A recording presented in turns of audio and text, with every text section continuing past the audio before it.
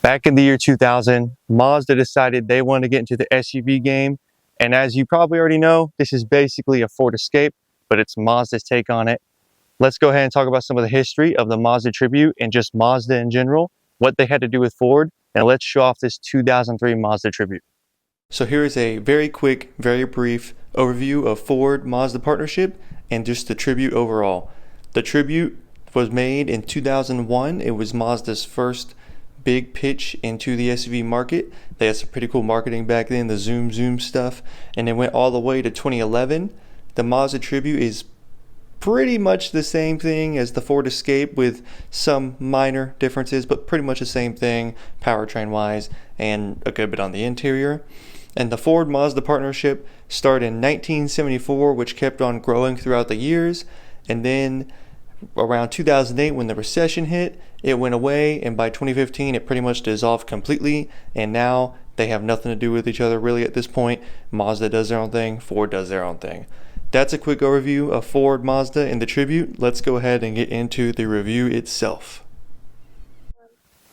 Alright, so back in the early 2000s, specifically 2003, these things were way more simple. With these modern cars, you have all these sensors and all this extra work up front. This thing's simple. You got your headlights, fog lights, your front grille, you got your plastic here, and chrome, and that's pretty much it, right? You have good hood lines also, but my point is just how simple these things were. There weren't so many electronics stuffed in the front. And overall, it's a pretty good design. I mean, you know, for 2003, I think they did a good job. I think this looks better than the Ford Escape too. Some people like the Ford Escape better, but I think this one looks better. And overall, I think they did pretty good for the year. Now hopping into more of this classic design, you do have some flares all along the side. On the lower trims, this would be more of the plastic material you saw on the front end. On this trim though, it is color matched, which is really nice. You got these front wheels. They are 16-inch wheels, so nothing crazy. Again, this thing's meant to be somewhat economical for an SUV, and that's exactly what it does. Two things here that you don't see too much anymore. An antenna, which is not common, so there's that thing. It's going to keep shaking. And you do have a side indicator light, which is also pretty cool. Turn the blinker on, it turns on also. The mirrors are not color matched, but it still holds up pretty well. The plastic's in good shape. And then you do have body colored door handles also, again, to go with that side trim I mentioned down here. And then just moving over, normal SUV design, not much to talk about here. You have a sunroof on this one, and you do have your rails up top. But yeah, that's pretty much it. On the other side, you have your fuel door, and it's not the most exciting SUV in the world, but hey, I mean, it gets you from point A to point B, so let's go talk about the back now.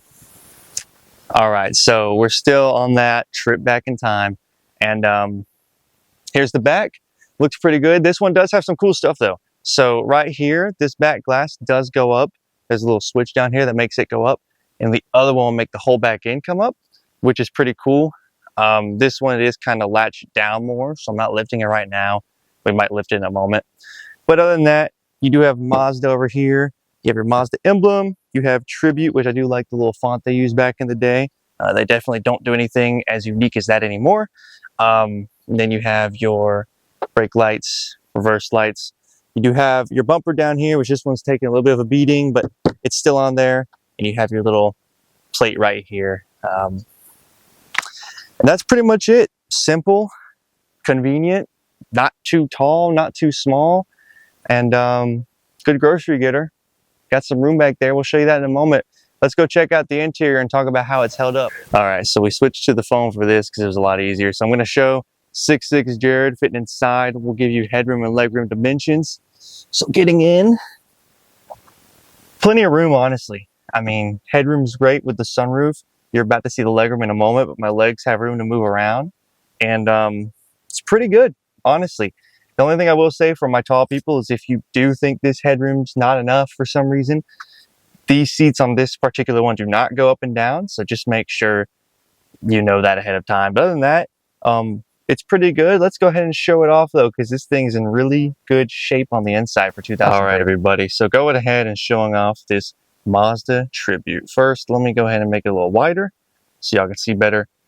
And this thing is just in great shape. I mean, look at these seats. great shape. I mean, the floor mats are in really good shape. You have your minor stains, but 2003. Let's go ahead though, get to the point. On the door over here, very simple. Sounds very good.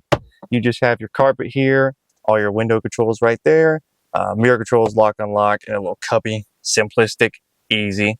You have your tweeter up there for your speaker system, sound system, I should say. You have your fog light button there. You have your mirror controls over there, and then down here you have the control to make the lights dim or brighten. And this is just an extra port. Usually, if you have a four-wheel drive model, you would have something else there. You have a grab handle here, no side airbags. That is something to mention. This thing just has the standard airbags here, and that's it. Steering wheel, old design horn, works very well. And this steering wheel is held up. I mean, from 2003 to now, it has like no real wear. So again, I know I keep mentioning this, but I'm trying to show how good these things can hold up if they're taken care of. Simple up here, speedometer, tachometer, fuel gauge, temperature gauge. This one has 175,000 miles on it. Going over, you do have a column shifter, which is pretty neat, which gives you a ton of room here. So you have your cup holders, e-brake, cubbies out the cubby world. You have your charger. You also have a cigarette lighter, which is also cool.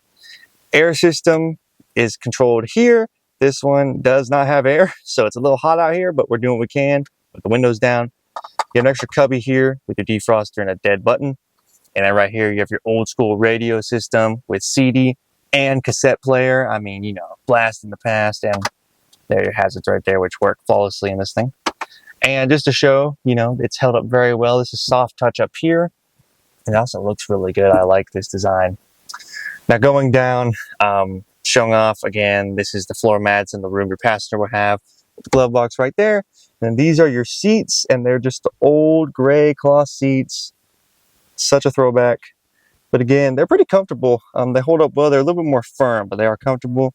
Then going to the center console, you know, it gets a little worn down, but it does the job. And, you know, you have room in there for all kinds of different things. I have a bunch of stuff in there, so we're going to skip going through that. But yeah, this is the 2003 Mazda Tribute. What I'm going to do now is I'm going to go to the back seat, and I'm going to show you guys how we fit.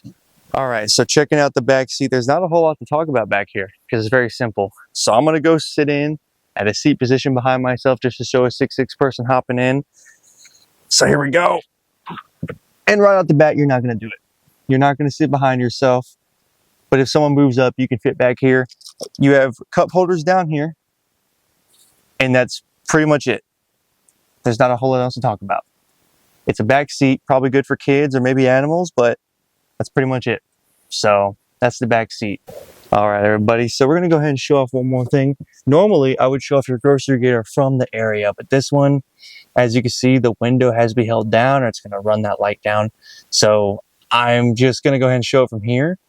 Here's what it looks like back here with all the room you get. It's a pretty decent amount, honestly. It's nothing crazy, but you do get cargo nets over there to store stuff on the side. Then over here, you do have a little subwoofer down there with the vehicle as well. Again, that glass, if you don't have an issue, it will just lift up and go down, and then that completely lifts up. But decent amount of room from the back seat to here, and you can also, you know, move the back seats down if you had to have more room. So overall, it can get the job done. Let's go ahead, talk about the engine, start it up, get an exhaust clip, and we'll conclude from there.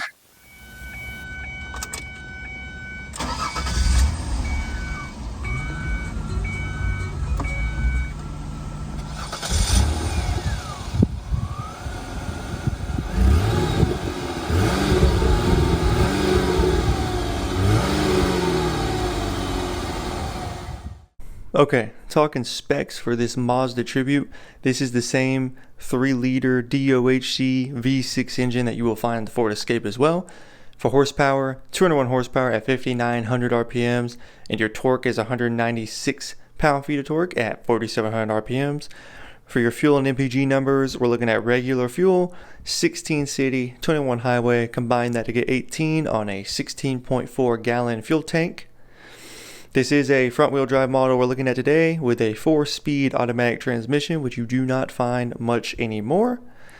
And overall, it's pretty good. It's economical, does really good on gas for an SUV, and you know, just good for something for 2003. Definitely not your modern transmission or your modern engine, but it'll get the job done.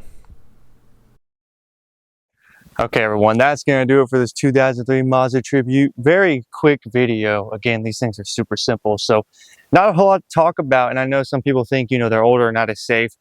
I still think they're pretty safe. Obviously, they're not as cushioned up with airbags, but I think they're built really well. And I think they're overall safe and fairly reliable if you keep up with them. So again, I appreciate you all watching this video. If you enjoyed, please subscribe, like, share, helps us out. We're trying to grow this page and be ready for some new videos. I already got the next one in the works. Till the next one, I'll see you guys. Peace out.